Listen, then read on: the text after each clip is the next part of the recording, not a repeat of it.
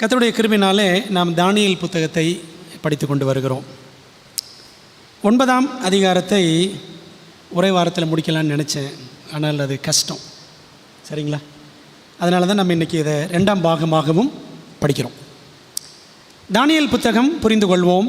அன்சீலிங் the book of Daniel 9ஆம் அதிகாரத்தில் இருக்கிறோம். மேசியாவும் 70 வாரமும். போன வாரம் அதில் என்ன படித்தோம்? 9ஆம் அதிகாரத்தில் தானியேலும் கேப்ரியேலும் படித்தோம். இன்றைக்கி என்ன படிக்க போகிறோம்னா 2300 ராப்பகல் தரிசனம், 2300 days விஷன். வேதாமத்தின் தீர்க்க தரிசனங்களில் மிகவும் நீண்ட கால அளவு கொண்ட ஒரே தீர்க்க தரிசனம் இதுதான், 2300 ராப்பகல் தரிசனம் தான். நாம் அதை தானியேல் 8:14 வாசிக்கிறோம். தானியேல் 8ஆம் அதிகாரத்தின் தரிசனத்தில் ஆட்டுக்கடா, வெள்ளாட்டுக்கடாவின் ஒற்றை கொம்பு, அது முறிந்த பின் எழும்பின 4 கொம்புகள், 4 திசைகளில் ஒன்றிலிருந்து புறப்பட்ட சின்ன கொம்பு என அனைத்துக்கும் விளக்கமளித்த கேப்ரியேல் அந்த தரிசனத்தின் ஒரே ஒரு பகுதியை மட்டும் விளக்காமல் விட்டுவிட்டான். ஏனென்றால் தானியேல் அதற்குள் மயங்கி விட்டான். விளக்கம் அளிக்க முடியாமல் காப்ரியேலை தயங்கச் செய்த, விளக்கம் என்னவாக இருக்குமோ என்று கலங்கி தானியேலை மயங்கச் செய்த தரிசனத்தின் ஒரு பகுதி தான் எது? 2300 ராப்பகல். இந்த சபையில் நான் ஏன் இருக்கிறேன், அதற்கு காரணம் என்ன, அப்படி எனக்கு ஆண்டவர் கொடுத்திருக்கிற ஒரு விசேஷ சத்தியம் என்ன? தேவன் கேப்ரியேலுக்கு கட்டளையிட்டு தானியேலுக்கு விளக்கினது போல இன்றைக்கு ஆண்டவர் அவருடைய தூதர்களை கொண்டு நமக்கு உதவி செய்யும்படி ஜெபம் பண்ணுமா. நல்ல தகப்பனே, இந்த வேலைக்கு நமக்கு நன்றி. 2300 ராப்பகல் தரிசனத்தை இன்றைக்கி நாங்கள் படிக்க போகிறோம்ப்பா. எங்களுக்கு தெரியும்னு நினச்சிட்ருக்கிறோம், ஆனால் எங்களுக்கு உண்மையிலே தெரியுமா தெரியாதா என்பது உங்களுக்கு தான் தெரியும் ஆண்டவரே. ஆக இந்த நேரத்தில் தானியேல் புரிய முடியாமல் தவித்த இந்த தரிசனத்திற்கு விளக்க கேப்ரியேல் வந்தது போல இந்த நாளிலே பரமதூதர்கள் எங்களுக்கும் தயவாக உதவி செய்ய வேண்டுமாய் ஜெபிக்கிறோம். ஒரு கரத்தில் ஒப்புக் கொடுக்குறோம். கர்த்தாவே சொல்லும், அடியார்கள் கேட்க ஆவலோடு காத்திருக்கிறோம். நீர் பெருகவும் நாங்கள் சிறுகவும் உதவி செய்யும். இயேசுவின் நாமத்தில் ஜெபிக்கிறோம் நல்ல பிதாவே, ஆமென். 2300 ராப்பகல், அதை 2300 நாட்கள் அல்லது வருஷங்கள் என்று நாம் அறிவோம். 2300 ராப்பகல் அல்லது 2300 நாட்கள் என்பதை குறித்து அது எதை குறிக்கிறது என்று அறிய தானியேல் மிகவும் ஆவலாக இருந்தார். ஈவினிங் அண்ட் மார்னிங், ரா பகல் என்றால் ஒரு நாளை குறிக்கிறது, அப்படி தானே? இதைத்தான் யூதர்கள் புரிஞ்சு வச்சுருந்தாங்க. ஏன் அப்படின்னா ஆதியாகமம் 1ஆம் அதிகாரம் பக்கத்திலே பைபிளில் படித்து பாருங்கள். சாயங்காலமும் விடியற்காலமாகி 1ஆம் நாள், சாயங்காலம் விடியற்காலமாகி 2ஆம் நாள். அப்போது சாயங்காலம் என்றால் ரா, விடியற்காலம்னா பகல். ரா பகல் என்றால் ஒரு நாள். அப்போது 2300 ரா பகல் என்றால் 2300 நாட்கள் என்பது யூதர்கள் புரிந்திருந்தார்கள், தானியேலும் அறிந்திருந்தார். ஆனால் கேப்ரியேல் 3 தடவை சொல்லிட்டார். தானியேல் 8, 17, 19, 26 ஆகிய வசனங்களில் இந்த 2300 ராப்பகல் தரிசனம் முடிவு காலத்திற்கு அடுத்தது அப்படி தானே சொன்னார். ஆண்டவர் இயேசு கிறிஸ்துவும் சொல்லிட்டாரு. என்ன சொன்னார்? இன்னும் 2300 ராப்பகல் செல்லும் வரைக்கும் இருக்கும் அப்படின்னு சொல்லிட்டார். ஆகவே இது முடிவு காலத்திற்கு அடுத்த தரிசனம். பிரியமானவர்களே, அதை விளக்கி கொண்டே வந்த கேப்ரியேல் 2300 ராப்பகலை சொல்ல வரும்பொழுது தானியேல் அவரால் புரிஞ்சிக்க முடியல. ஜெபம் பண்ணுறார். தானியேல் ஜெபிக்கிறார். ஆண்டவரே, நாங்கள் சிறையிருப்பில் கிடக்கிறோமே, இன்னும் இந்த சிறையிருப்பு 2300 நாட்கள் அல்லது இன்னும் 2300 வருஷங்கள் நீடிக்குமோ? எங்களுக்கு விடுதலை கிடையாதா? பாழாய் கிடக்கிற எருசலேம் திரும்ப கட்டப்படாதா? கட்டுண்டு கிடக்கிற இஸ்ரவேல் ஜனங்கள் விடுவிக்கப்பட மாட்டார்களா? அப்படின்னு சொல்லிட்டு பாரத்தோடு அவர் ஜெபிக்கிறார். தானியேல் 9ஆம் அதிகாரம் முதல் 19 வசனங்கள் இருக்கிற அந்த ஜெபம். இப்படி அவர் ஜெபித்து முடிக்கும் முன்பாகவே யார் வந்துடுறான் பாருங்களேன். தானியேல் 9:21 படிக்கிறோம். அப்படி நான் ஜெபம் பண்ணி கொண்டிருக்கும் போதே, ஜெபம் பண்ணிட்டு இருக்கும் பொழுதே யார் வந்துடுறான்? கேப்ரியேல் வந்து அவர் சொல்றாரு, தரிசனத்தை அறிந்து கொள். தானியேல் 9 23 அவர் சொல்கிறார். எபிரேய மொழியில் தரிசனம் என்பதற்கு 2 வார்த்தைகள் இருக்கிறது. ஒன்று என்ன அப்படின்னா ஹெசான் என்ற வார்த்தை. ஹெசான் அதாவது தரிசனத்தின் முழு பகுதியையும் முழு தரிசனத்தையும் குறிக்கிற வார்த்தை. பாருங்களேன், இப்போது ஆட்டுக்கடா, வெள்ளாட்டுக்கடா, சின்ன கொம்பு, அந்த 4 கொம்புகள், அப்புறம் ஒரு இதெல்லாம் வந்துச்சே, இது மொத்தமாக 2300 ராப்பகல் எல்லாம் சேர்த்து ஹெசான், முழு தரிசனம் என்ற ஒரு வார்த்தை. இதை ஸ்ட்ராங்ஸ் கன்கார்டன்ஸில் நீங்கள் பார்க்கலாம், ரெஃபரன்ஸ் H2377. இன்னொரு வார்த்தை இருக்கிறது மரே என்ற வார்த்தை. மரே என்பது தரிசனத்தின் ஒரு பகுதியை மட்டும் குறிக்கிற வார்த்தை. சரிங்களா? இது ஸ்ட்ராங்ஸ் கன்கார்டன்ஸில் H4758 இந்த ரெஃபரன்ஸை நம்ம பார்க்குறோம். அப்போ 2 வார்த்தைகள் தரிசனம் என்றால், ஒன்று எசான் முழு தரிசனத்தை குறிக்கும், இன்னொன்று மரே என்றால் தரிசனத்தின் ஒரு பகுதியை குறிக்கும். சரிங்களா? விளங்கிக்கங்க. தானியேல் 9:21 பாருங்களேன். அப்படி நான் ஜெபம் பண்ணி கொண்டிருக்கும் போதே முதல் தரிசனத்திலே ஹெசான், முதல் தரிசனம், அந்த ஆட்டுக்கடா, வெள்ளாட்டுக்கடா இதெல்லாம் பார்த்து அந்த தரிசனத்தில் நான் கண்ட புருஷனாகிய காபிரியேல் வேகமாய் பறந்து வந்து அந்திபலியின் நேரமாகி வேலையிலே என்னை தொட்டான். அந்திபலி நேரம் எப்போ? சாயங்காலம் 3:30 மணி. படித்தோம்ல? சரி. இங்கே தரிசனம் என்பதற்கு ஹெசான் என்ற வார்த்தை இருக்கிறது. ஆனால் தானியேல் 9:23 பாருங்க. நீ மிகவும் பிரியமானவன், ஆதலால் நீ வேண்டிக் கொள்ள தொடங்கின போதே கட்டளை வெளிப்பட்டது, நான் அதை அறிவிக்க வந்தேன். இப்போது நான் சொல்லுகிற வார்த்தையை நீ கவனித்து கேட்டு தரிசனத்தை அறிந்து கொள். இந்த இடத்துல வேற வார்த்தை இருக்கு, மரே. மரேயை அறிந்து கொள். மரேன்னு என்ன அர்த்தம்? அந்த தரிசனத்தினுடைய ஒரு பகுதியை நீ புரிஞ்சுக்கலப்பா, அந்த 2300 ராப்பகல் அதை சொல்றதுக்கு நான் வந்திருக்கிறேன். விளங்குதா உங்களுக்கு? பிரியமானவர்களே, அதாவது தானியேல் 8ஆம் அதிகாரத்தில் ஆட்டுக்கடா, வெள்ளாட்டுக்கடா ஆகியவற்றுக்கு விளக்கம் கூறிக்கொண்டே வந்த காபிரியேல் தரிசனத்தின் ஒரு பகுதியாகிய 8:14 விளக்கம் கூறவில்லை. ஏன்னா அப்படி சொல்லும் பொழுது தானியேலுக்கு புரிதல் இல்லாமல் போய்விட்டது, மயங்கிட்டார். தானியேல் 8:26 பாருங்களேன்.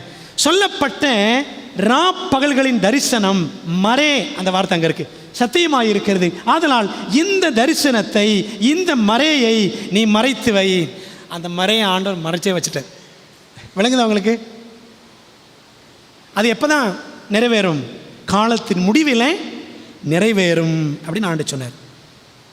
கவனிச்சிங்களா? அப்போது தானியேல் 9ஆம் அதிகாரத்தின்படி தானியேலுக்கு தெளிவுண்டாக்க வந்த காபிரியேல் 8ஆம் அதிகார தரிசனத்தின் ஒரு பகுதியான மரே, மரேனா இது 2300 ராப்பகல் தரிசனத்திற்கு விளக்கம் கொடுக்கவே வந்தார் என்பது தெளிவாக விளங்குகிறது. பிரியமானவர்களே, இப்போ என்ன கேள்வின்னா, 2300 ராப்பகல் 8ஆம் அதிகாரத்தில் படிக்கிறோம். 9ஆம் அதிகாரத்துக்கு வந்தோன்னா அங்கே புதுசாக ஒரு கணக்கு சொல்கிறார் காபிரியேல், அப்படி தானே? அதான் என்ன கணக்கு? 70 வார தீர்க்க தரிசனம், the prophecy of the 70 weeks. Daniel 9ஆம் அதிகாரம் 24ஆம் வசனத்தில் அந்த 70 வாரங்களை பற்றி அவர் பேசுகிறார் காபிரியேல்.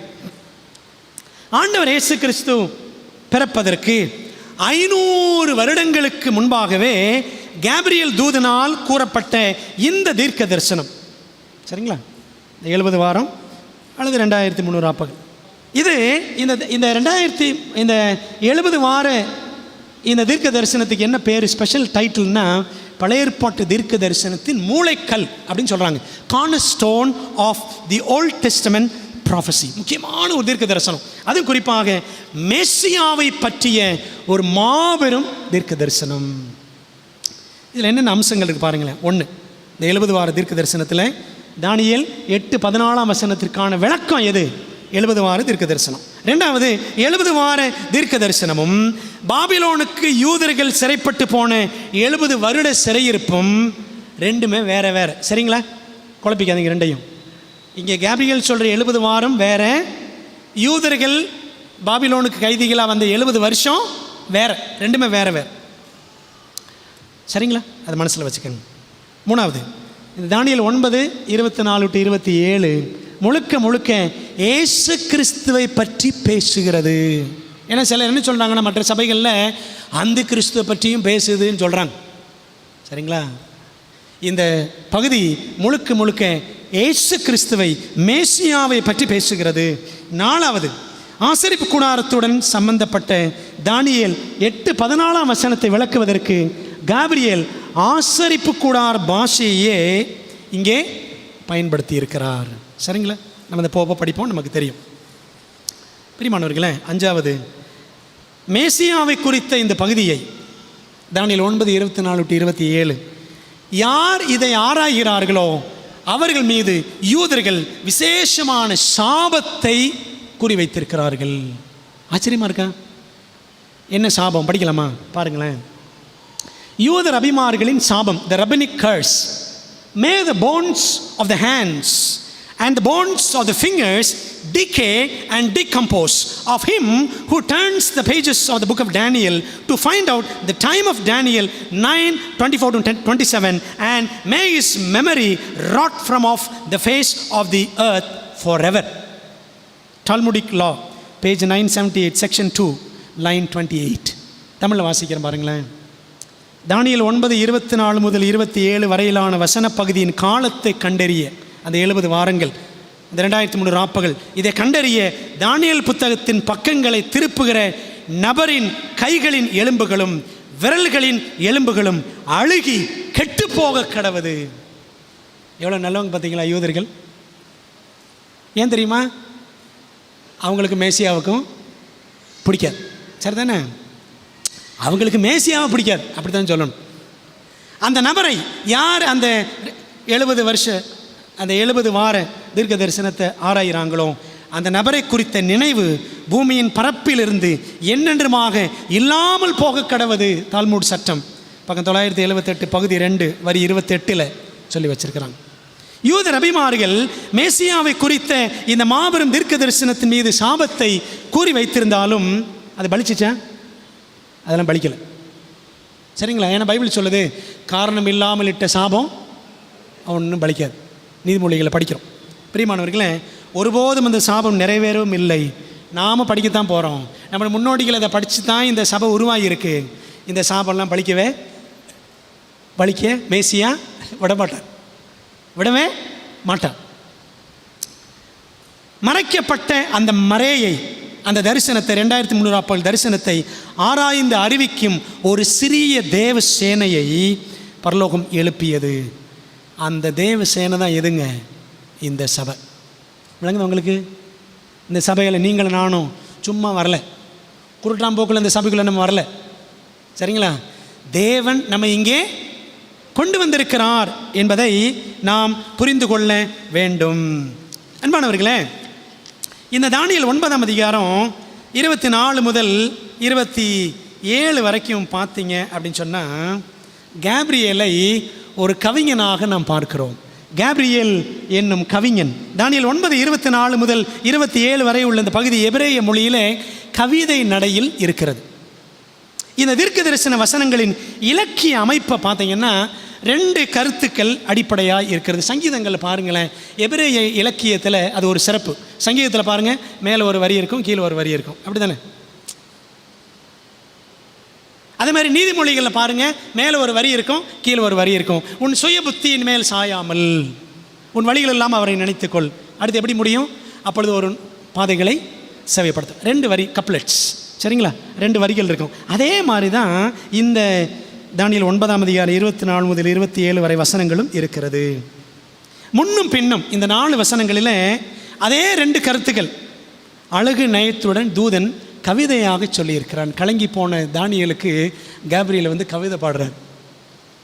சரிங்களா? அந்த 2 காரியங்கள் என்ன அப்படின்னா, ஒன்று மேசியா, இன்னொன்று எருசலேம். இதை பற்றி தான் பேசுகிறேன். சரிங்களா?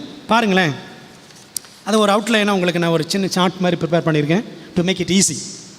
ரொம்ப எளிமையாக புரிஞ்சுக்கிறதுக்கு இந்த அட்டவணை தான் ரொம்ப சிம்பிளான வழி நான் கண்டுபிடிச்சது. சரிங்களா? பாருங்களேன், எருசலேம் தானியேல் 9:24 முதல் பகுதி பார்த்தீங்கன்னா மேசியாவின் மேன்மையை பற்றி பேசும். மேசியாவின் மேன்மையான பணி.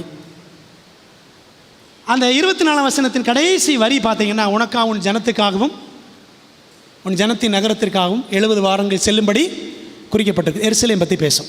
சரிங்களா? 25ஆம் வசனம் பார்த்தீங்கன்னா 9:25, அதில்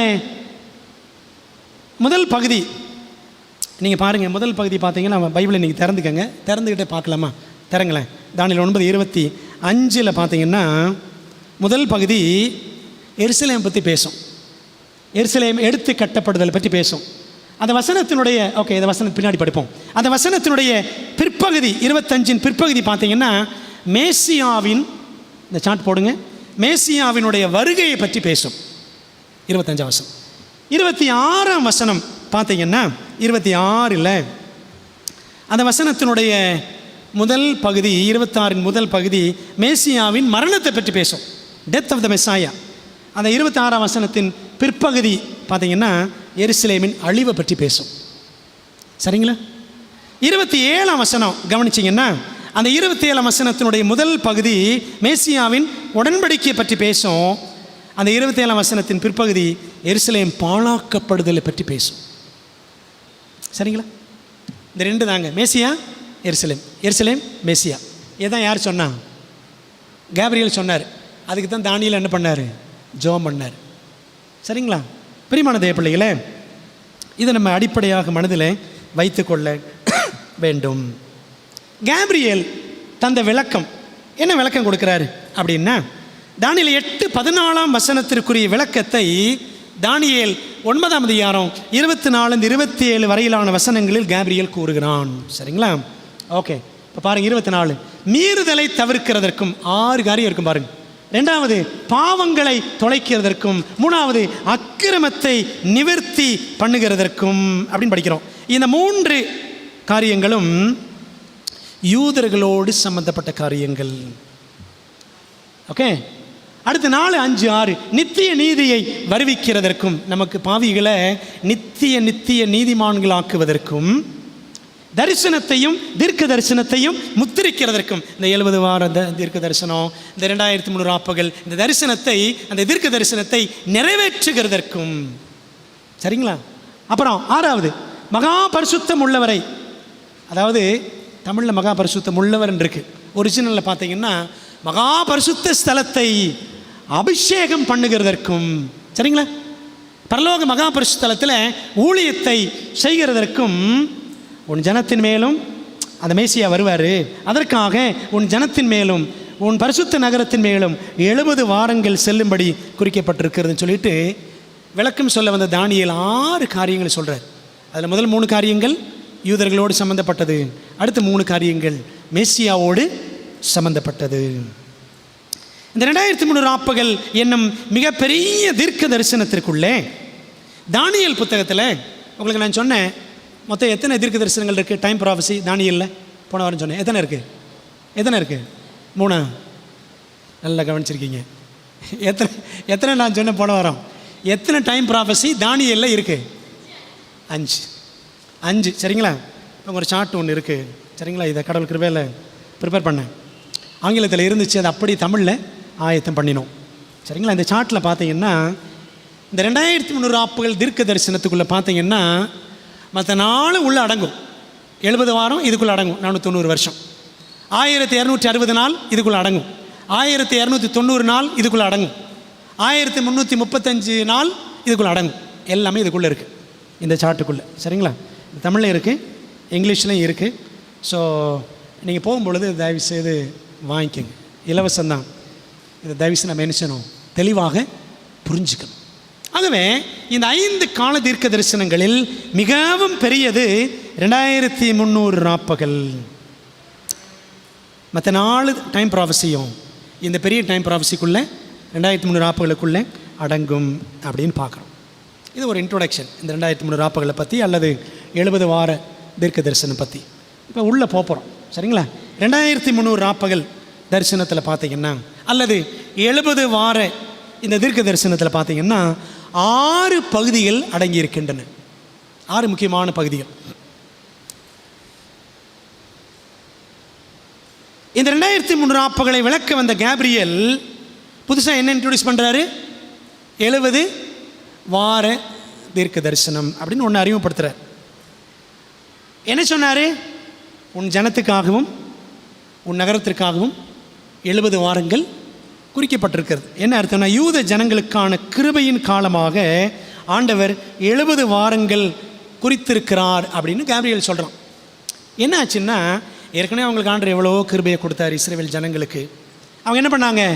ஆண்டவர் கற்பனை உடன்படிக்கையெல்லாம் பெற்று இருந்தோம், நாங்கள் செய்வோம் அப்படிலாம் சொல்லியும் அவங்க செய்யலை. அப்படி தானே? அப்படி தான் யாத்திராம் 19 யாத்திராம் 24 ஆண்டவர் 10 கட்டளை கொடுத்த உடனே நாங்கள் அப்படியே செய்வோம் அப்படிலாம் சொன்னாங்க. ஆனால் செய்யலை, உடன்படிக்கையை உடைச்சிட்டாங்க. சரிதானே? அப்போ ஆண்டவர் என்ன செய்கிறாரு? இந்த இஸ்ரவேல் 10 கோத்திரங்களை அசீரியாவுக்கு சிறையிருப்புக்கு அனுப்பிட்டார். இந்த 2 கோத்திரங்கள் யூதா பென்யமீனை பாபிலோனுக்கு 70 வருஷம் சிறையிருப்பில் அனுப்பினார். ஆனாலும் பாருங்களேன், இந்த யூதர்கள் மீது ஆண்டவர் தனி கவனம் வச்சு அவங்களுக்கு 70 வாரங்கள் மறுபடியும் இன்னொரு கிருபையின் காலம் கொடுக்குறார். சரிங்களா? 70 வாரங்கள். அப்போ 2300 ராப்பகலை சொல்ல வந்த கேப்ரியல் 70 வாரங்கள்னு இன்னொன்று சொல்கிறார். 70 வாரங்கள் என்றால் ஒரு வாரத்தில் எத்தனை நாட்கள்? 7 நாட்கள். 70 × 7 490 நாட்கள். தீர்க்க தரிசனத்தில் ஒரு நாள் என்றால் ஒரு வருஷம். என்னாகும் 14:34 எசேக்கியேல் 4:6 படி தீர்க்க தரிசன விதிமுறை என்ன அப்படின்னா, தீர்க்க தரிசனத்தில் 1 prophetic year, 1 prophetic day is equal to 1 literal year. சரிதானே? ஒரு தீர்க்க தரிசன நாள் என்றால் ஒரு முழு வருஷத்தை குறிக்கும் என்பது நமக்கு தெரியும். அப்போ பாருங்களேன், 2300 ராப்பகல் என்ன, அதுதான் கேப்ரியல் சொல்லலை, தானியேலும் புரிஞ்சுக்கல. அதை சொல்லத்தான் கேப்ரியல் வந்தார். அப்படி சொல்ல வந்தவர் புதுசாக ஒன்று சொல்கிறாரு, 70 வார கிருபையின் காலம் யூதர்களுக்குன்னு சொல்கிறார். பிரியமானவர்களே, அப்போ என்ன அர்த்தம்னா, உன் ஜனத்தின் மீதும் உன் நகரத்தின் மீதும் 70 வாரங்கள் செல்லும்படி குறிக்கப்பட்டிருக்கிறது. மூல பாஷையில் பார்த்தீங்கன்னா என்ன போட்டிருக்குன்னா, குறிக்கப்பட்டிருக்கிறதுக்கு கட் ஆஃப் அப்படின்னு போட்டிருக்கு. என்ன வார்த்தைன்னா, சத்தக்குன்னு ஒரு வார்த்தை இருக்குது. சத்தக்குன்னு என்னது? சத்தக்குன்னு குத்திட்டான் அப்படின்னு சொல்லுவாங்கல்ல, சரிதானே? அந்த வார்த்தை தான் மூல பாஷையில் இருக்குது. அப்போ என்ன அர்த்தம்னா, உனக்காகவும் உன் ஜனங்களுக்காகவும் உன் நகரத்திற்காகவும்.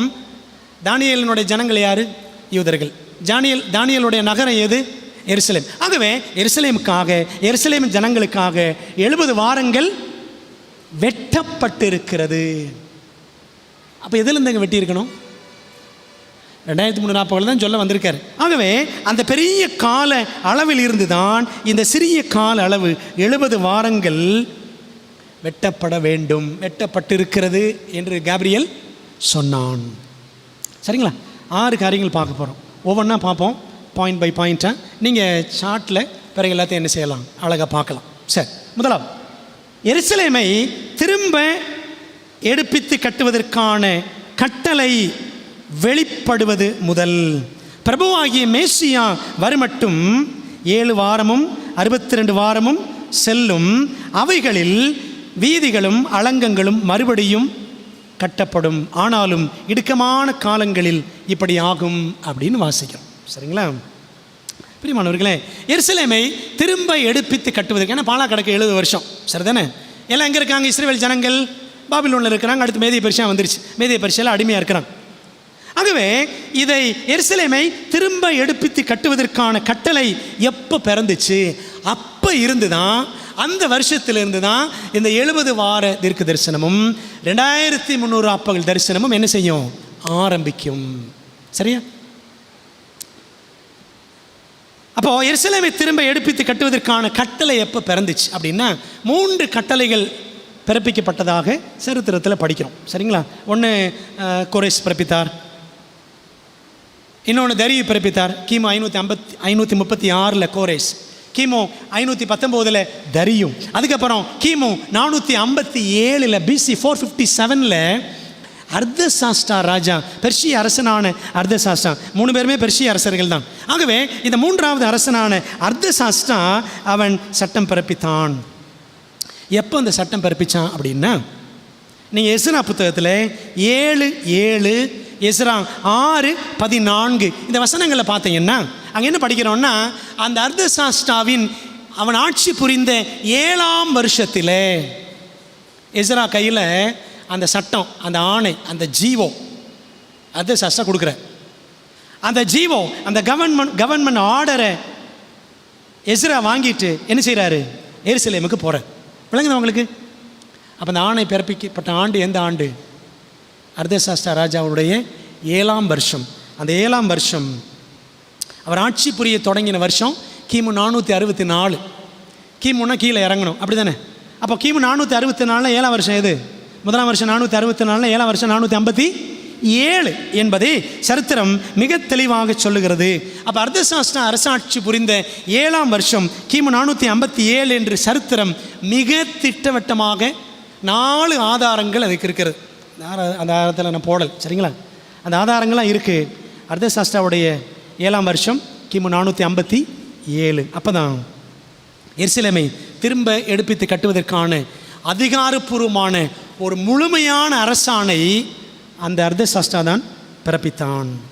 ஆக 2300 ராப்பகல், அது 2300 ஆண்டுகள் மற்றும் 70 வாரங்கள் அல்லது 490 வருஷங்கள் ஆகிய தீர்க்க தரிசனங்களில் தொடக்க வருஷம் எது? கிமு 457. தானியேல் 8ஆம் அதிகார தரிசனம் மேதிய பெர்சியாவிலும் தொடங்குச்சு, அப்படி தானே? படித்தோம்ல, ஆட்டுக்கடான்னு படித்தோம். அங்கே பாபிலோனை பற்றி எதுவும் வரல 8ஆம் அதிகாரத்தில். ஆகவே மேதிய பெர்சியாவிலிருந்து 8ஆம் அதிகாரம் தொடங்குச்சு. அதே போல் 70 வார மற்றும் 2300 ராப்பகல் தரிசனம், 2 தரிசனமும் மேதிய பெர்சியாவின் காலத்தில் தான் தொடங்குது, சரிங்களா? எப்படின்னா மேதிய பெர்சியா காலத்தில் தான் ஆணை பிறப்பிக்கப்பட்டது. இஸ்ரவேலெல்லாம் எருசலேமுக்கு போனாங்க. ஆகவே இந்த மேதிய பெர்சியாவின் ஆணைப்படி, அர்தசாஷ்டாவின் ஆணைப்படி தான் எருசலேமை திரும்ப எடுப்பித்து கிமு 457 கட்ட ஆரம்பித்தார்கள். இது முதல் பகுதி. 2300 ராப்பகல் தரிசனத்தின் 6 பகுதிகளில் இது முதல் பகுதி. ரெண்டாவது எருசலேம் திரும்ப கட்டி முடிக்கப்பட்ட ஆண்டு. கேப்ரியல் எப்படி பிரித்தான்? 70 வாரத்தை 7 வாரம், 62 வாரம், அப்புறம் 1 வாரம். அந்த 1 வாரம் பாதி 3.5, சரிங்களா? இந்த முதல் 7 வாரம் இருக்குது பார்த்தீங்களா? இந்த 7 வாரம் என்றால் 7 49, சரிதானே? 49 ஆண்டுகள் கழித்து, இந்த ஆணை பிறப்பிக்கப்பட்டதிலிருந்து 49 ஆண்டுகள் கழித்து எருசலேம் திரும்ப கட்டி முடிக்கப்பட்டது. கிமு 408 அந்த வேலை நிறைவடைந்ததுன்னு சரித்திரத்தில் படிக்கிறோம். பாபிலோனிலிருந்து எருசலேமுக்கு வந்த யூதர்கள் அதை செய்து முடித்தார்கள். இந்த வரலாறு படிக்கணும்னா எஸ்ரா, நெகேமியா புஸ்தகங்களை படிக்கணும், சரிங்களா? நீங்கள் படித்து பார்த்துக்கங்க. இதில் தானியேல் 9ஆம் அதிகாரம் 25ஆம் வசனத்தை கவனித்தால் பாருங்களேன். 9:25 பிற்பகுதி, அவைகளில் வீதிகளும் அலங்கங்களும் மறுபடியும் கட்டப்படும். இங்கிலீஷில் பார்த்தீங்கன்னாலும் மூல பாஷையில் பார்த்தீங்கன்னாலும் வீதிகள் அலங்கங்கள்னு பன்மையில் இல்லை. அவைகளில் வீதியும் அலங்கமும் மறுபடியும் கட்டப்படும், அப்படி தான் இருக்குது, சரிங்களா? சரி, வீதின்னா மூல பாஷையில் என்ன அர்த்தம் அப்படின்னா ஸ்கொயர், ஒரு சதுக்கம், ஒரு பொது இடம்னு அர்த்தம். அந்த பொது இடம் கட்டப்படும். அலங்கம் என்றால் தீர்மானம் செய்தல், டிசிஷன் மேக்கிங் அர்த்தம் மூல பாஷையில், சரிங்களா? என்ன அர்த்தம்னா இந்த எருசலேம் ஒரு முழு அளவில் அது அரசாட்சி புரிவதற்கு அதிகாரம் பெற்றது, திரும்ப கட்டப்பட்டதுன்னு என்ன அர்த்தம்னா டு ரெஸ்டோர் அண்ட் பில்ட். இந்த எருசலேம் தன்னிச்சையாக ஒரு தன்னாட்சி புரியக்கூடிய அந்தஸ்தை அது செயல்படுத்தலாம். ஏன்னா 70 வருஷம் எப்படி கடந்துச்சு? பாலா கடந்துச்சு, சரிங்களா? அப்போது வீதி என்றால் சதுக்கம், அப்படி தான் அந்த காலத்தில் அந்த நகரத்தின் பட்டணத்தின் ஒளிமுக வாசலை கூடிதான மூப்பர்கள்லாம் ஆசாரிகள்லாம் திட்டம் பண்ணுவாங்க, தீர்மானங்கள் எடுப்பாங்க, பஞ்சாயத்து பண்ணுவாங்க, புரியுதா? அந்த மாதிரி செயல்படலாம், சரிங்களா? அலங்கம் அப்படின்னா தீர்மானங்கள் நீங்களே எடுத்துக்கலாம். நீங்கள் இனிமேல் மேதிய பெர்சியாட்ட ஆலோசனைலாம் உரிமையெல்லாம் கேட்க வேண்டாம், உங்களுக்கு முழு உரிமை கொடுக்கப்படுகிறது. அந்த முழு உரிமையை எருசலேம் பெறுவதற்கு எத்தனை வருஷம் ஆச்சு? 1 வாரம். தீர்க்க தரிசனத்தில் 1 வாரம்னா 49 ஆண்டுகள் ஆயிற்று அப்படின்னு நாம் தெளிவாக புரிஞ்சுக்கிறோம். பிரியமானவர்களே, இது 2வது காரியம். 3வது, சரிங்களா? இந்த 2300 ராப்பகலில் 3வது பகுதி என்ன அப்படின்னா பிரபுவாகிய மேசியாவின் வருகை.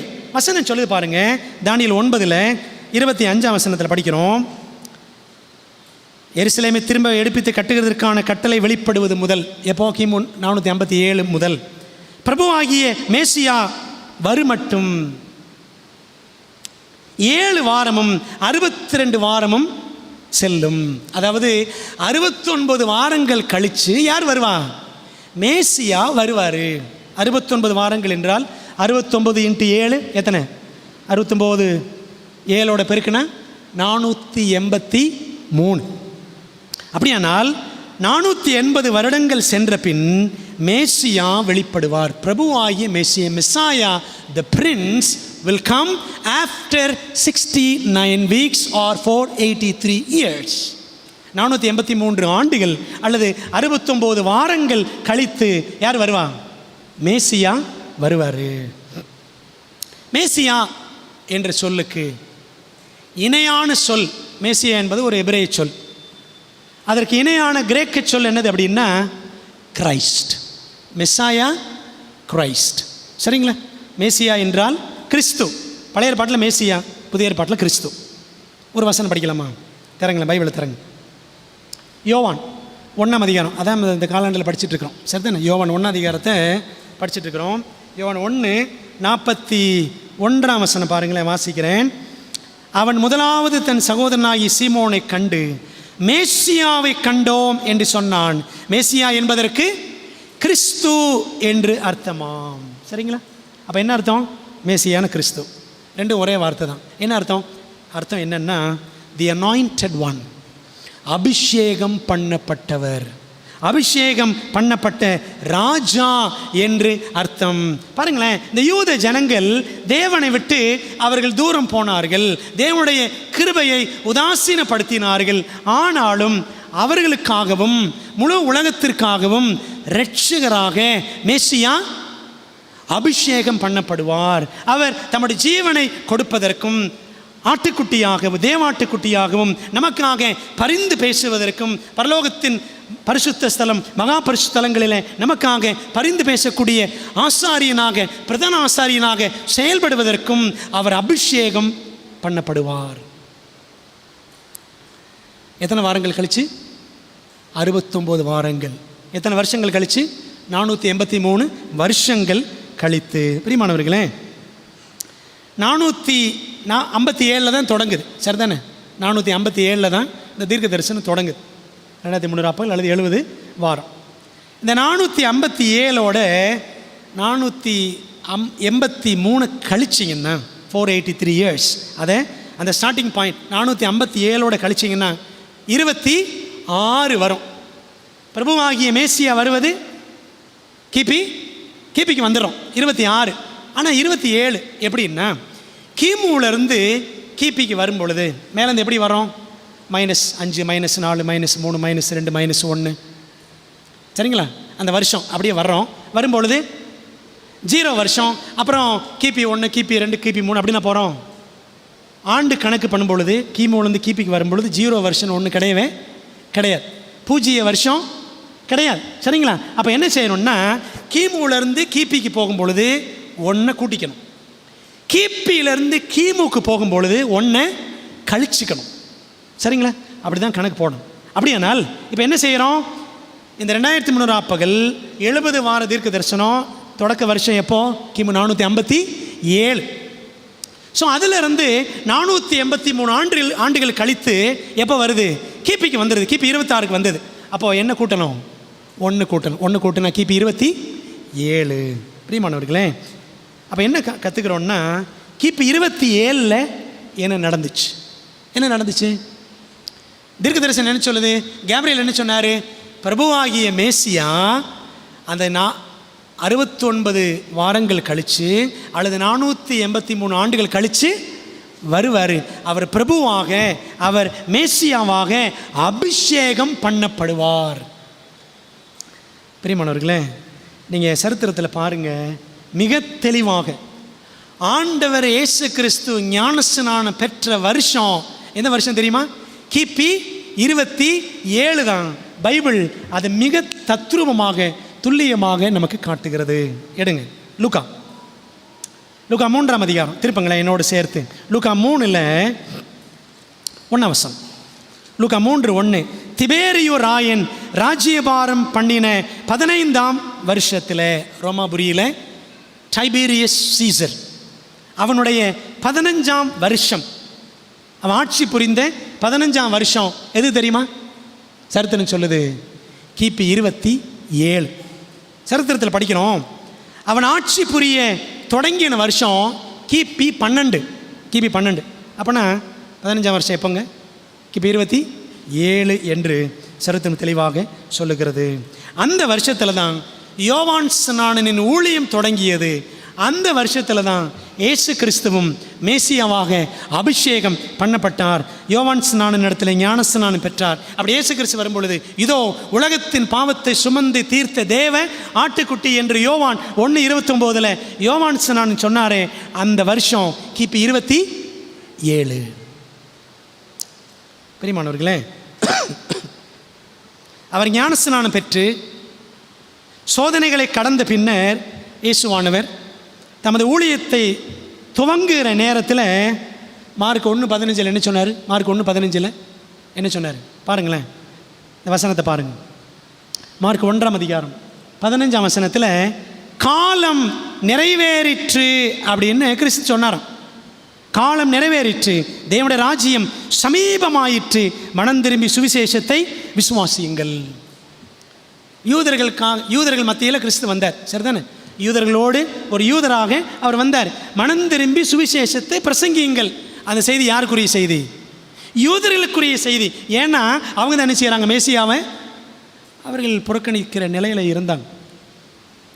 பிரியமானவர்களே பாருங்களேன், அப்போ ஆண்டவர் இயேசு கிறிஸ்து அவர் எப்போ ஞானஸ்நானம் எடுப்பார்? மிக துல்லியமாக 500 வருஷங்களுக்கு முன்பாகவே கேப்ரியல் மூலமாக தேவன் தானியேலுக்கு வெளிப்படுத்தினார். கரெக்டாக எக்ஸாக்டாக அந்த 483 ஆண்டுகள் முடிஞ்ச உடனே கிபி 27 இயேசு கிறிஸ்து ஞானஸ்நானம் பெற்றார். அப்போது காலம் நிறைவேறிட்டுன்னு இயேசு சொன்னார். என்ன அர்த்தம் தெரியுமா? தானியேல் 9:25 படி 69 வாரங்கள் அல்லது 483 வருடங்கள் நிறைவேறிவிட்டது அப்படின்னு இயேசு கிறிஸ்து சொல்கிறார். ஆக அந்த தீர்க்க தரிசனத்தின் நிறைவேற்றமாகவே மேசியா வந்தார். பிரியமானவர்களே, இந்த பரிசுத்த வேதாகமம் ஒரு அற்புதமான புத்தகம். கிறிஸ்துவுக்கு 500 ஆண்டுகளுக்கு முன்பாக தானியேல் காலத்தில் சொல்லப்பட்டது அப்படியே நிறைவேறியது. நமது பாவங்களிலிருந்து விமோச்சனம் அருளுவதற்காக வெளிப்பட்ட மெய்யான தெய்வம் யார் தான்? உலக ரட்சகர். பைபிளில் இருக்குது நிறைய இடங்கள்ல.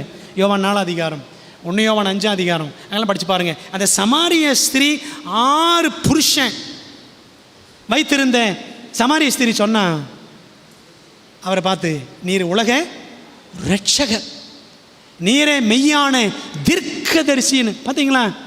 பாவங்களிலும் அக்கிரமங்களிலும் சிக்குண்டிருந்தவர்களுக்கு இவர்தான் மேசியா, இவர்தான் தீர்க்கதரிசி, இவர்தான் உலக ரட்சகர்னு தெரிஞ்சிச்சு.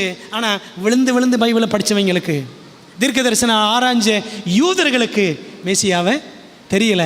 பரிதாபம், சாபத்தை சொல்லி வச்சாங்க. அப்படி தானே? அந்த சாபம் அவங்களுக்கே பலிச்சிச்சு. சொன்னாங்கல்ல, நீங்கள் பாருங்களேன், இந்த சாபம் இயேசு சிலுவையில் அறையும் பொழுது என்ன சொன்னாங்க? இந்த சாபம் யார் மேலே வரட்டும்? எங்கள் மேலும் எங்கள் பிள்ளைகள் மேலே வரட்டும்னு சொன்னாங்க. மற்ற 27-25 வந்துச்சா வரலையா? வந்துச்சு. பிரியமானவர்களே, சபை சரித்திரம் சொல்லுது, பைபிள் சரித்திரம் சொல்லுது, அந்த யூதர்களுடைய 4000 ஆண்டு கால வரலாற்றில் 1500 வருஷம்தான் பாலஸ்தீனில் இருந்தாங்க. 1500 வருஷம். மிச்சம் 2500 வருஷமும் லோலோன்னு அலைஞ்சாங்க. சரிங்களா? நாடு நாடு அலைஞ்சாங்க, நாய் மாதிரி அலைஞ்சாங்க. அவங்கள துரத்தி துரத்தி கொன்னா யாரு? ஹிட்லர். சரிதானே? 60 லட்சம் யூதர்கள் அவன் கொன்னது. பிரியமானவர்களே, விளங்குச்சா? இப்போ இந்த 2340 எத்தனை பார்த்துட்டோம்? 3 பகுதி பார்த்து 4ஆம் பகுதி மேசியா சங்கரிக்கப்படுதல். ஆண்டவர் இயேசு கிறிஸ்து ஞானஸ்நானம் பெற்றதிலிருந்து வசனத்தை படிப்போம். தானியேல் 9ஆம் அதிகாரத்துக்கு வாங்க. தானியேல் 9 வசனம் 26. அந்த 62 வாரங்களுக்கு பின்பு, 7 + 62 சரிங்களா? அப்போ 69 வாரங்களுக்கு பின்பு மேசியா சங்கரிக்கப்படுவார், ஆனாலும் தமக்காக அல்ல. ஆண்டவர் இயேசு கிறிஸ்து யாருக்காக? நமக்காக. யூதர்களுக்காகவும், முன்பு யூதருக்கும் பின்பு கிரேக்கருக்கும். அப்படி தானே படிக்கிறோம். யூதர்கள் அப்புறம் புறஜாதிகள் எல்லாருக்காகவும் கிறிஸ்து தமது ஜீவனை அவர் கொடுத்தார். பிரியமானவர்களே, இது எப்போ நடந்துச்சு அப்படின்னா 27ஆம் வசனம் பாருங்க. அவர் ஒரு வாரம் அளவும், அந்த மேசியா ஒரு வாரம் அளவும் அநேகருக்கு உடன்படிக்கையை உறுதிப்படுத்தி அந்த வாரம் பாதி சென்ற போது பலியையும் காணிக்கையும் ஒளிய பண்ணுவார். என்ன படிக்கிறோம்னா 69 வாரங்கள் 483 ஆண்டுகள் நிறைவேறின உடனே யார் வந்தார்? மேசியா வந்தார். அதுக்கப்புறம் இன்னும் எத்தனை வாரம் இருக்குது? 69 வாரம் முடிஞ்சிருச்சு. இன்னும் ஒரே ஒரு வாரம் தான் இருக்குது. அந்த ஒரு வாரத்தில் எத்தனை நாட்கள்? 7 நாட்கள். அப்படின்னு எத்தனை வருஷங்கள்? 7 வருஷங்கள். சரிங்களா? அந்த 7 வருஷத்தில் பாதி சென்ற போது, பாதினா எத்தனை வருஷம்? 3.5 வருஷம். கிபி 27லேருந்து 3.5 வருஷம் கணக்கு போட்டிங்கன்னா, கிபி 27 இலையுதிர் காலத்தில் இருந்து கிபி 31 வசந்த காலத்தில் இயேசு கிறிஸ்து மரித்தார். கணக்கு போட்டிங்கன்னா கரெக்டாக 3.5 வருஷம். சரிங்களா? அப்போது அந்த கடைசி வாரம், அந்த கடைசி ஒரு வாரம், அந்த 7 வருஷங்களின் பாதியில் 3.5 வருஷம் முடியும் பொழுது கிபி 31 மேசியா சங்கரிக்கப்படுவார். ஆனாலும் தமக்காக அல்ல, யாருக்காக? பாவிகளுக்காக. சரிங்களா? என்பதைத்தான் நாம் அறிந்திருக்கிறோம். அவர் அப்படி சிலுவையில் மரிக்கும் பொழுது தான் என்ன நடந்துச்சு? தேவாலயத்தின் திரைச்சீலை மேலிருந்து கீழ் வரைக்கும் 2 கிழிஞ்சிச்சு. மத்திய 27:51 வாசிக்கிறோம். என்ன அர்த்தம்? பழைய ஏற்பாட்டு பலிமுறைகள், சடங்காச்சாரம் எல்லாத்துக்கும் இயேசுவின் மரணம் முடிவு கட்டியது. சரிதானே? இனிமேல் என்ன செய்ய வேண்டிய அவசியம் இல்லை. மேசியாவாக இயேசு கிறிஸ்து தேவாட்டுக்குட்டியாக வந்தபடினாலே ஆடு மாடுகளாம் பலி செலுத்த வேண்டிய அவசியம் இல்லை. ஏனென்றால் சர்வலோகத்தின் பாவங்களுக்காக அவரே கிருபாதார பலியாக தன்னையே ஒப்பு கொடுத்து விட்டார். எபிரேயர் 9:27ஆம் வசனத்தை நான் வாசிக்கலாம். நான் வாசிக்கிறேன். எபிரேயர் 9:27 என்ன சொல்லுது பாருங்களேன்.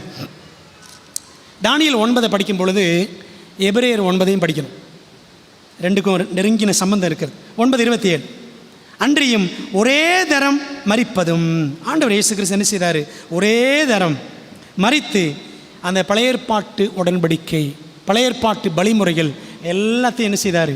சிலுவையில் முடிவு கட்டினார். என்ன அர்த்தம்னா, அந்த திரைச்சீலை கிழிஞ்சிச்சே, பரிசுத்த ஸ்தலத்தையும் மகா பரிசுத்தலத்தையும் பிரிக்கக்கூடிய அந்த எருசலேம் தேவாலயத்தின் திரைச்சீலை கிழிந்ததே. என்ன அர்த்தம்? இனிமேல் என்ன செய்யலாம்?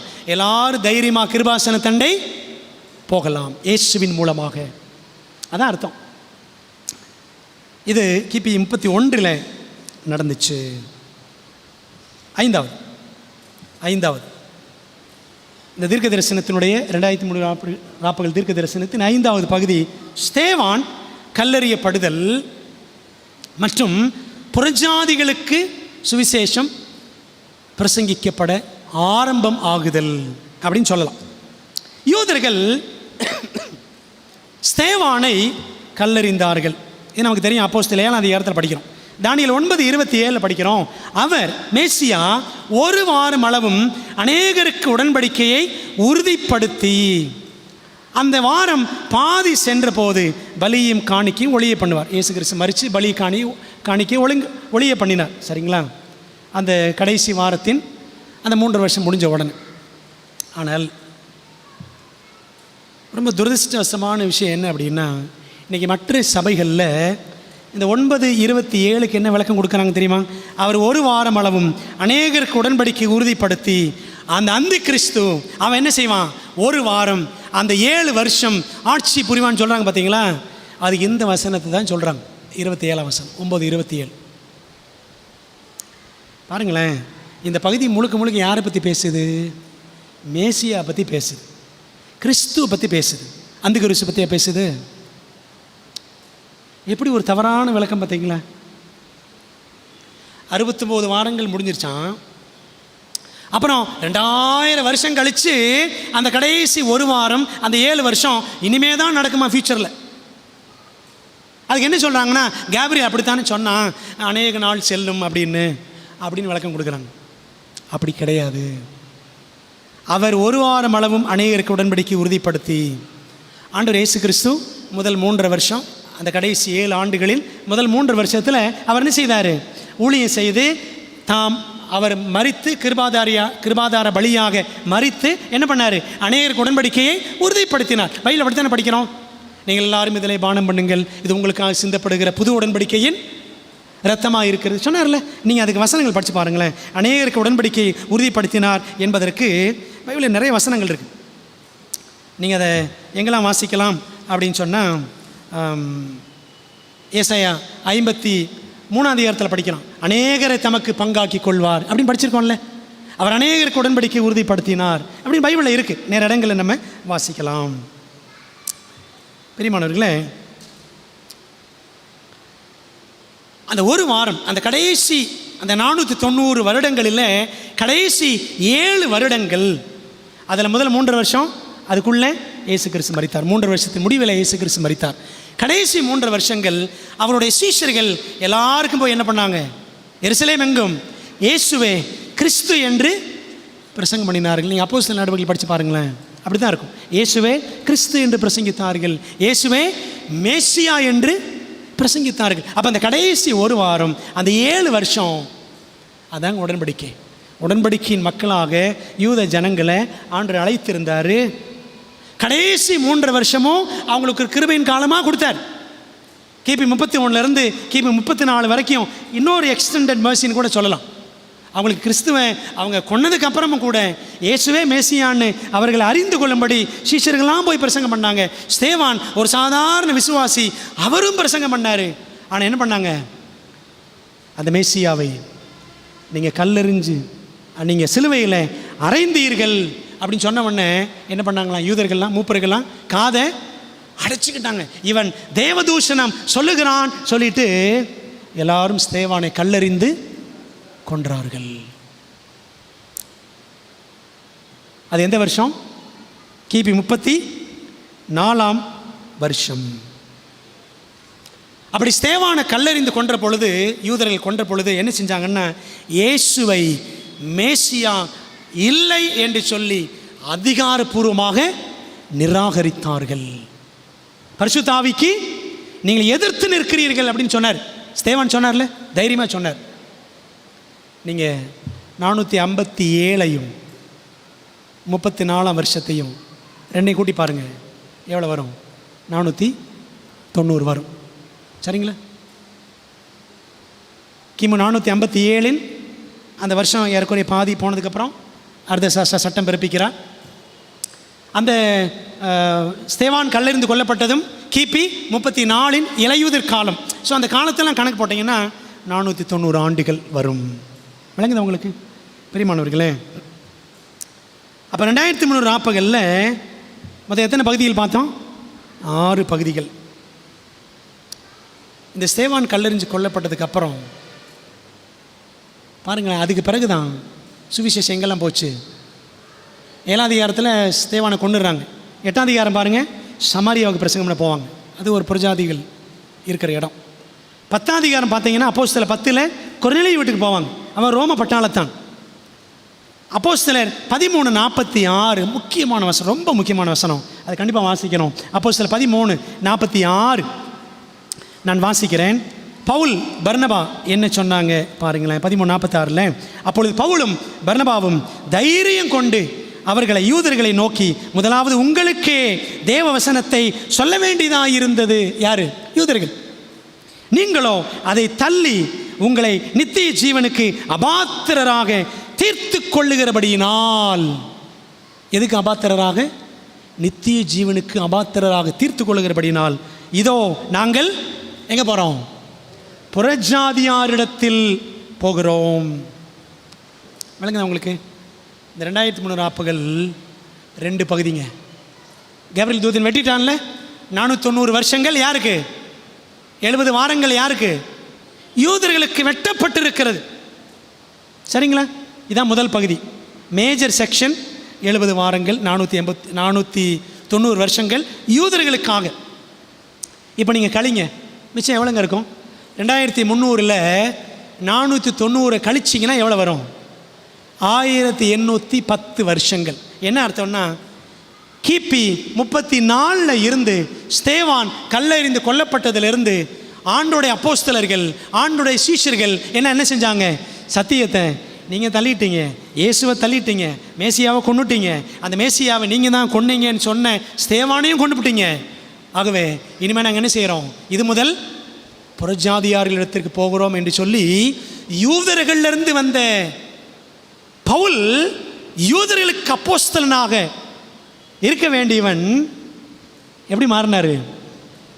புறஜாதிகளுக்கு அப்போஸ்தலனாக அவன் தன்னை ஒப்படைத்து ஊழியக்காரனாக மாறி இது முதல் நாங்கள் புறஜாதியார்களிடத்திற்கு போகிறோம் அப்படின்னு சென்றார்கள். பிரியமானவர்களே, அப்படின்னா இந்த 2340 முதலாம் பகுதி 490 வருஷங்கள் யூதர்களுக்கான கிருபையின் காலம். இந்த 2340 2ஆம் பகுதி 1810 ஆண்டுகள் புறஜாதியாருக்கு சுவிசேஷம் செல்லும் காலம். மொத்தம் எவ்வளவு? 2300 ஆண்டுகள் அப்படின்னு பார்க்குறோம். பிரியமானவர்களே, இப்போ 6வது பகுதிக்கு வர்றோம். 2340 பரிசுத்த ஸ்தலம் சுத்திகரிக்கப்படுதல். அவன் என்னை நோக்கி 2340 2300 ஆண்டுகள் செல்லும் வரைக்கும் பரிசுத்த ஸ்தலமும் ஸ்தேனையும் மிதிபடும், சின்ன கொம்பு கட்டங்காசம் பண்ணும். ஆனால் 2300 ஆண்டுகள் 2300 ஆண்டுகள் செல்லும் பொழுது, அந்த 2300 ஆண்டுகள் முடியும் பொழுது பரிசுத்த ஸ்தலம் சுத்திகரிக்கப்படும்.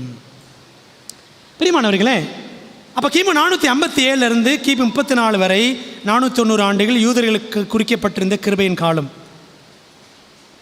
பேதுரு இயேசுவானவர்கிட்ட கேட்டான், ஆண்டவரே, என் எதிராளி எனக்கு விரோதமாக குற்றம் செய்தால் நான் அவனை எத்தனை முறை மன்னிக்கணும்? 7 தரம் மட்டுமோன்னு கேட்டான். ஏசு என்ன சொன்னார்? 7 தரம் அப்படின்னார். மத்தேயு 18 21 22 வசனங்கள். 7 தரம். அப்போ எத்தனை தரம்? 490. ஆண்டு அப்படி சொன்னாரா? ஒரு முறை மன்னிச்சிட்டேன், 2ஆம் முறை 100 200 300 400 485 486 490 அப்படியே மன்னிக்க சொன்னார். என்ன அர்த்தம்னா மன்னிச்சுக்கிட்டே இருப்பான் அப்படி தான் சொன்னார். பூரணமான ஒரு பதிலை இயேசு சொன்னார். 7 தரம் நீ மன்னி. forgive him countless times. என்ன முடியாத அளவுக்கு நீ மன்னிக்கணும். இன்றைக்கி நம்ம ஒருத்தர் மன்னிக்கிறோமாங்க? மாமியாரை மன்னிச்சிட்டிங்களா? உங்கள் மாமனாரை மன்னிச்சிட்டிங்களா? உங்கள் அப்பா மன்னிச்சிட்டிங்களா? உங்கள் பிள்ளையை மன்னிச்சிட்டிங்களா? உங்கள் ஆண்டியை மன்னிச்சிட்டிங்களா? பெரியப்பா மன்னிச்சிட்டிங்களா? உங்கள் சர்ச்சில் பக்கத்தில் உட்காந்துருக்கிற விசுவாசியை மன்னிச்சிட்டிங்களா? மன்னிப்பு பேசணும்ல. பாருங்களேன், ஆண்டவர் எவ்வளவு கிருபை உள்ளவர். ஒரு சாதாரண மனுஷனை கூட நீ அத்தனை தரம் 490 தடவை மன்னிப்பான் அப்படின்னு சொன்னார். அதே போல தான் யூதர்களுக்கு 490 ஆண்டுகள் தேவன் கிருபையாக a perfect opportunity was given to the Jewish people. யூதர்களுக்கு ஆண்டவர் ஒரு பூரணமான வாய்ப்பை மனம் திரும்புவதற்கென்று கொடுத்தார். மேசியாவை ஏற்றுக்கொள்ள ஒரு தருணம் கொடுத்தார். மேசியாவும் கொண்டுட்டாங்க, அவரை பற்றி சொன்னவர்களையும் கொண்டுட்டாங்க. சரிதானே? யோவான் ஸ்நானனை கொண்டுட்டாங்க, அடுத்து மேசியா வந்தார், அவரையும் கொண்டுட்டாங்க. அதுக்கப்புறம் ஸ்தேவான் வந்தார், ஸ்தேவானையும் கொண்டு விட்டாங்க. பவுலையும் கொள்றதுக்கு துரத்தி பின்னாடியே போனாங்க. அப்படி தானே பெரியமானவர்களே? அப்படி தான் பைபிளில் வாசிக்கிறோம். கிபி 34 490 வருஷங்கள் முடியுது. இந்த 2300 மீதி எத்தனை வருஷங்கள் இருக்குன்னு பார்த்தோம்? 1810 இருக்குது. அது 34 கூட்டுனா எவ்வளோ வரும்? 1844. கிபி 34 1810 கூட்டினால் 1844 கிடைக்கிறது. என்ன அர்த்தம்? பின்பு 2340 செல்லும் வரைக்கும் இருக்கும். பின்பு பரிசுத்த ஸ்தலம் சுத்திகரிக்கப்படும். என்ன அர்த்தம்னா, மேசியா அந்த சுத்திகரிப்பை ஆரம்பிப்பார். எங்க? ஆசரிப்பு கூடாரத்தில். எந்த ஆசரிப்பு கூடாரத்தில்? பூலோக ஆசரிப்பு கூடாரத்திலையா? பூலோக ஆசரிப்பு கூடாரம் தான் கிடையாது. கிபி 70 என்ன பண்ணிட்டான்? தீத்து வந்து தீத்து கட்டிட்டான். தீத்து எல்லாத்தையும் முடிச்சிட்டான். சரிதானே? அப்போ இல்லை. அப்போது பரிசுத்த ஸ்தலம் சுத்திகரிக்கப்படும்னா எங்கே உள்ள பரிசுத்த ஸ்தலம்? எங்கே தான்? பரலோக பரிசுத்த ஸ்தலம். பிரியமானவர்களே, இன்னொரு அடிப்படையான ஒரு காரியத்தை புரிஞ்சுக்கணும். நமக்கு தெரிஞ்சது தான், அதை பார்க்கலாம். பரலோக ஆசரிப்பு கூடாரத்தின் மகா பரிசுத்த ஸ்தலத்தில் அந்த சுத்திகரிப்பு ஆரம்பிக்கும். எப்போ இருந்து? 1844 இருந்து. ஏன்னா 2340 தரிசனம் எப்போ முடிஞ்சிச்சு? கிமு 457 தொடங்கி கிபி 1844 முடிவடைந்தது. அப்படியானால் இந்த தானியேல் 8:14 எப்படி வாசிக்கணும் அப்படின்னா, 2300 ஆண்டுகள் செல்லும் வரைக்கும் இருக்கும், 1844 வரைக்கும் இருக்கும். பின்பு பரலோக மகா பரிசுத்த ஸ்தலம் சுத்திகரிக்கப்படும். பரலோக மகா பரிசுத்த ஸ்தலம் திரும்பவும் தன் நிலைக்கு கொண்டு வரப்படும். Cleansed. Sanctuary shall be cleansed. Sanctuary shall be vindicated. Sanctuary shall be restored அப்படின்னு படிக்கிறோம். இந்த வார்த்தைகள்லாம் இருக்குது. மீண்டும் அந்த பரிசுத்த ஸ்தலம் சுத்திகரிக்கப்படும், அதன் நிலைக்கு கொண்டு வரப்படும். ஏன்னா தானியேல் 8ஆம் அதிகாரத்தில் படிக்கிறோம் 11-12 வசனத்தில் அந்த சின்ன கொம்பு என்ன பண்ணுச்சு? சத்தியத்தை தரையில் தள்ளியது, பரிசுத்த ஸ்தானம் தள்ளுண்டது. அப்படிதானே? அப்போது எந்த சத்தியத்தை இந்த சின்ன கொம்பு போப்பு மார்க்கம் கீழே தள்ளியது அப்படின்னா, ஆசரிப்பு கூடார சத்தியத்தை கீழே தள்ளியது. சரிங்களா? ஏன்னா என்ன பண்ணுச்சு கத்தோலிக்க சபை? பாவமன்னிப்புக்கு மனிதர்களை புனிதர்களாக நியமித்து மரியாளை மாதாவாக்கி சாமியாக்கி அவ அம்மா வழியாக தான் ஐயா கிட்ட போகணும் அப்படின்னு சொல்லி, அப்படி தானே? மரியாதை வழியாக தான் இயேசுகிட்ட போகணும் என்றெல்லாம் சொல்லி ஆசரிப்பு கூடார சத்தியத்தை இயேசுவின் வழியாகத்தான் பிதாவிடம் செல்ல வேண்டும் என்ற அந்த சத்தியத்தை, வேதாகமத்தை கத்தோலிக்கம் என்ன செஞ்சிச்சு? மறைத்து போட்டது. இந்த மறைத்து போடுதல் எப்போ வரைக்கும் இருக்கும்? 2300 ஆப்புகள் செல்லும் வரைக்கும் இருக்கும். பின்பு பரிசுத்த ஸ்தலம் சுத்திகரிக்கப்படும். பெரியமானவர்களே, எபிரேயர் 9ஆம் அதிகாரம் 6 மற்றும் 7 வசனங்கள், 2 வசனங்கள் படித்தோன்னா, ஆசரிப்பு கூடாரத்தில் பழைய ஏற்பாட்டில் 2 வித ஆராதனைகள் நடைபெற்றன. ஒன்று பாருங்கள், முதலாம் கூடாரம், அதான் பரிசுத்த ஸ்தலம், அதில் தினம் ஆராதனை நடைபெற்றது. எபிரேயர் 9:6 படிக்கிறோம். ரெண்டாம் கூடாரம் மகா பரிசுத்த ஸ்தலம். வசனம் அப்படி தான் இருக்குது. எபிரேயர் 9:6 வசனம் பாருங்கள். இவைகள் விதமாய் ஆயத்தமாக்கப்பட்டிருக்கேன், ஆசாரியர்கள் ஆராதனை முறைமைகளை நிறைவேற்றும்படிக்கு முதலாம் கூடாரத்தில் நித்தமும் பிரவேசிப்பார்கள். தினம் பரிசுத்தலத்தில் ஆசாரியர்கள். ரெண்டாவது 9:7 மகா பரிசுத்தலத்தில் வருஷத்துக்கு ஒரு முறை. 9ஆம் அதிகாரம் 7ஆம் வசனம் பாருங்கள். ரெண்டாம் கூடாரத்தில் பிரதான ஆசாரியன் மாத்திரம் வருஷத்துக்கு ஒரு தரம் இரத்தத்தோடு பிரவேசித்து அந்த இரத்தத்தை தனக்காகவும் ஜனங்களுடைய தப்பிதங்களுக்காகவும் செலுத்துவான். பிரியமானவர்களே, ஆண்டவர் இயேசு கிறிஸ்துவின் சிலுவை மரணம் வரைக்கும் இந்த பூமிக்குரிய ஆசரிப்பு கூடாரமானது தேவனுடைய திட்டத்திலே ஒரு பங்கு ஆற்றியது. ஆனால் அவர் என்னைக்கு சிலுவையில் முடிந்ததுன்னு சொல்லி உயிரை விட்டாரோ அப்போவே பலியும் காணிக்கையும் பழைய ஏற்பாட்டு ஆசரிப்பு கூடாரத்தில் ஒளிஞ்சு போச்சு. சரிங்களா? அந்த பழைய உடன்படிக்கை முடிஞ்சு போச்சு. புது உடன்படிக்கை யார் மூலமாக? இயேசுவின் இரத்தத்தின் மூலமாக. பெரியமானவர்களே, இப்போ என்ன சொல்கிறாங்கன்னா, இந்த மற்ற சபைகளில் தானியேல் 9:27 படிச்சுட்டு அநேகருக்கு ஒரு வாரம் அளவும் உடன்படிக்கையை அந்த கிறிஸ்து உறுதிப்படுத்துவான்.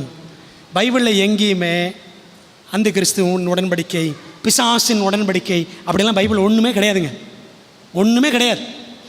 இந்த விளக்கம் யார் கொடுக்குறாங்கன்னா, கத்தோலிக்க சபை கொண்டு வந்த விளக்கத்தையே இன்றைக்கி மற்ற சபைகள்லாம் ஃபாலோ பண்ணு. சரிங்களா? இந்த ரகசிய வருகை, அந்த கிறிஸ்து எதிர்காலத்தில் வருவான், 7 வருஷம் ஆட்சி புரிவான், 3 வருஷம் சமாதானமாக இருப்பான், அடுத்த 3 வருஷம் அவன் அட்டகாசம் பண்ணுவான், யூதர்கள் எல்லாரையும் ஒடுக்குவான், கொடுமைப்படுத்துவான், இப்படிலாம் சொல்கிறாங்க. பார்த்தீங்களா? இதெல்லாம் பைபிளில் கிடையவே கிடையாது. தானியேல் புஸ்தகத்தில் உடன்படிக்கைன்னு எங்கெல்லாம் படிக்கிறோமோ அது தேவனுடைய உடன்படிக்கையை தான் குறிக்கிறது. சரிங்களா? தானியேல் 9:24 9ஆம் அதிகாரம் 4ஆம் வசனம், தானியேல் 9:27, தானியேல் 11, 22, 28, 30, 32 இந்த வசனங்கள் எல்லாம் பார்த்தீங்கன்னா தேவனுடைய உடன்படிக்கையை தான் குறிக்கிறது. அநேகருக்கு தமது உடன்படிக்கையை மரணத்தின் மூலமாக புதிய உடன்படிக்கையை உறுதிப்படுத்தியவரும் யார் தான்?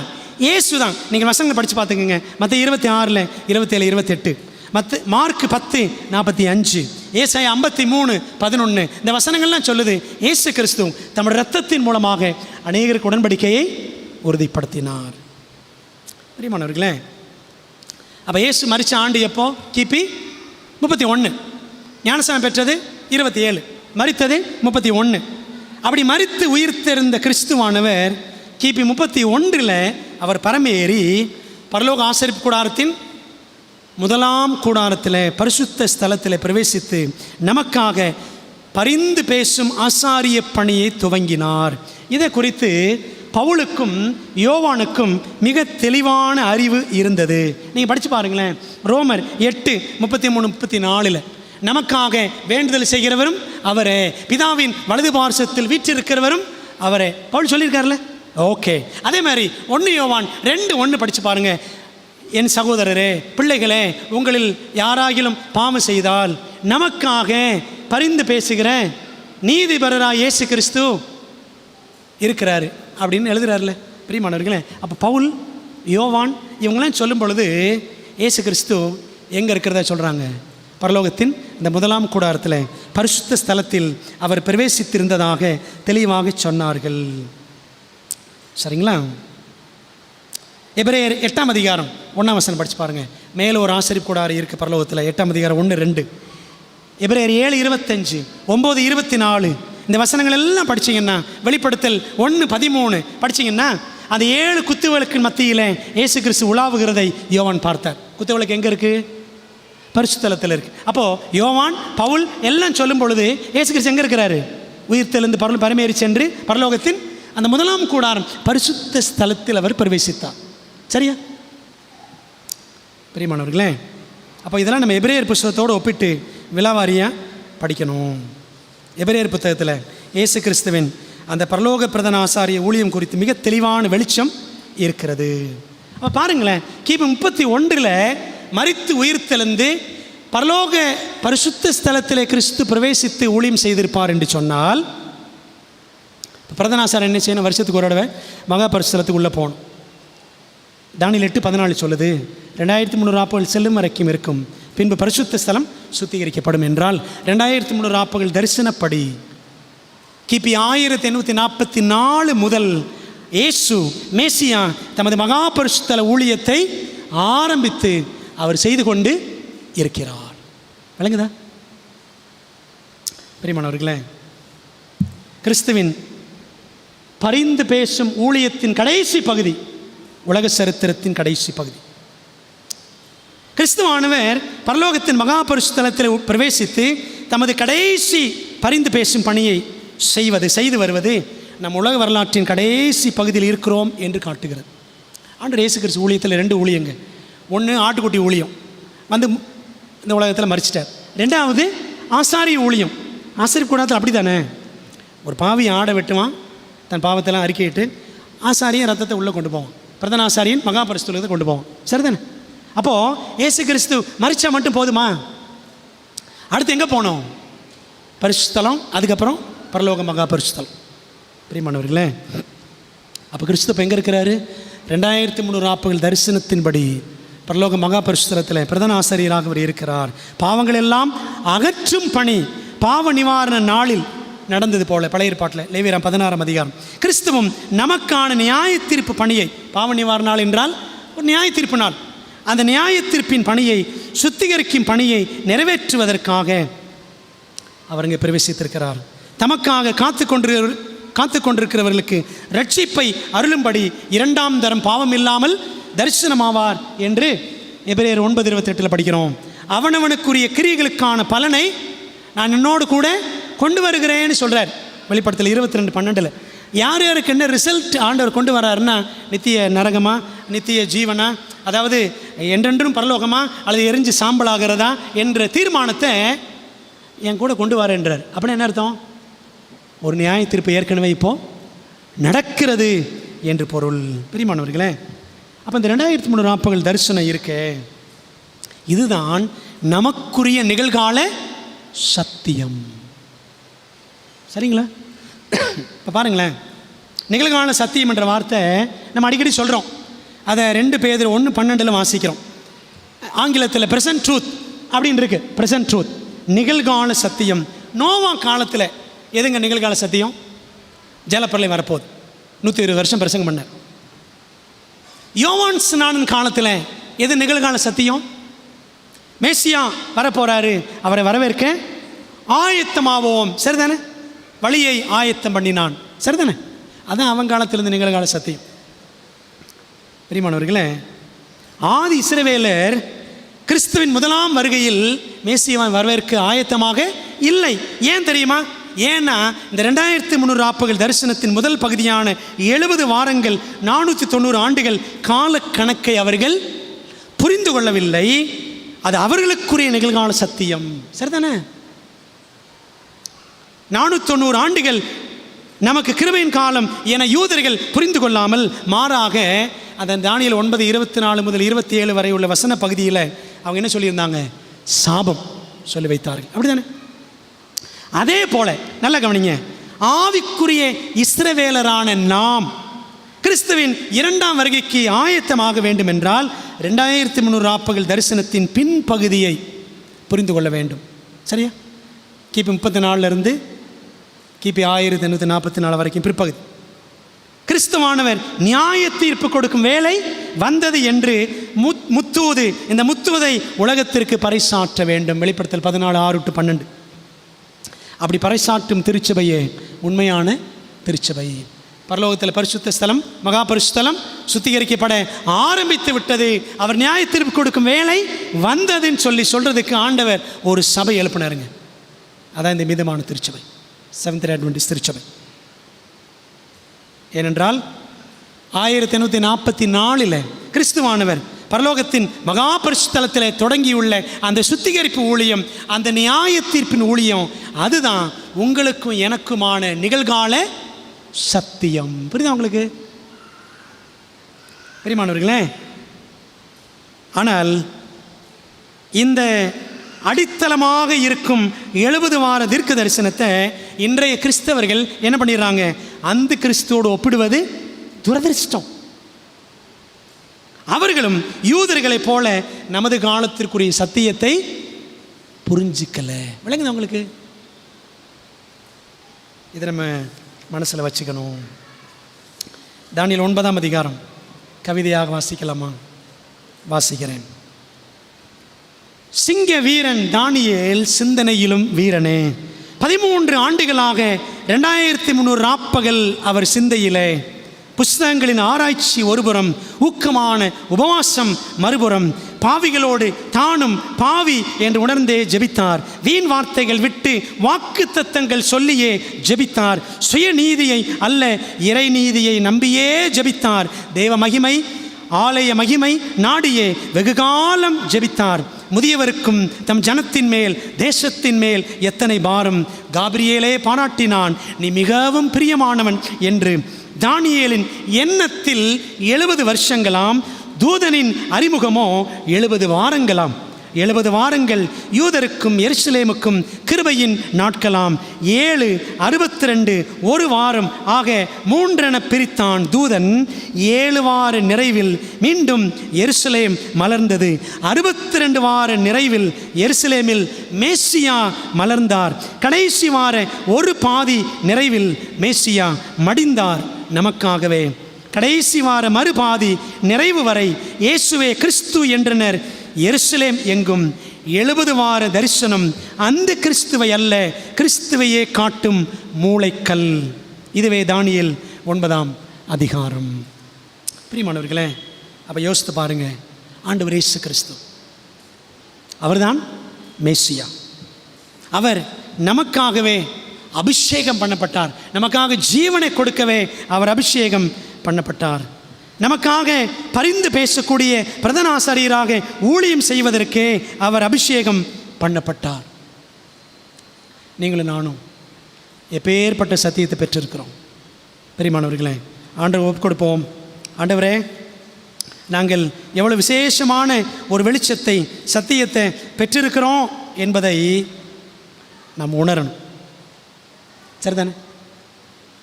2300 ஆப்பகல் செல்லும் வரைக்கும் இருக்கும், பின்பு பரிசுத்த ஸ்தலம் சுத்திகரிக்கப்படும். ஆகவே பரலோகத்தில் மகா பரிசுத்தலத்தில் சுத்திகரிப்பு கிபி 1844 ஆரம்பித்தது.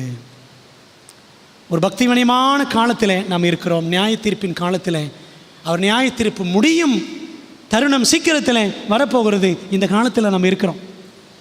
பிரியமானவர்களே, இங்கே நான் நிறுத்துகிறேன். இந்த 1844 இதனுடைய அம்சம் என்ன, இதனுடைய சிறப்பு என்ன என்பதை நம்ம தொடர்ந்து படிக்க போகிறோம். ஆண்டவர் இந்த காலத்தில் இருக்கிற நம்முடைய நிலையை நாம் உணர்ந்து பரலோக மகாபரிசுத்தலத்தில் நமக்காக பரிந்து பேசுகிற பணியை, சுத்திகரிக்கிற பணியை கிறிஸ்து செய்யக்கூடிய இந்த நாட்களில் நாமும் ஒரு சுத்திகரிப்புக்கு ஏற்ற ஒரு வாழ்க்கையை வாழ நம்ம ஒப்புக் கொடுப்போம்.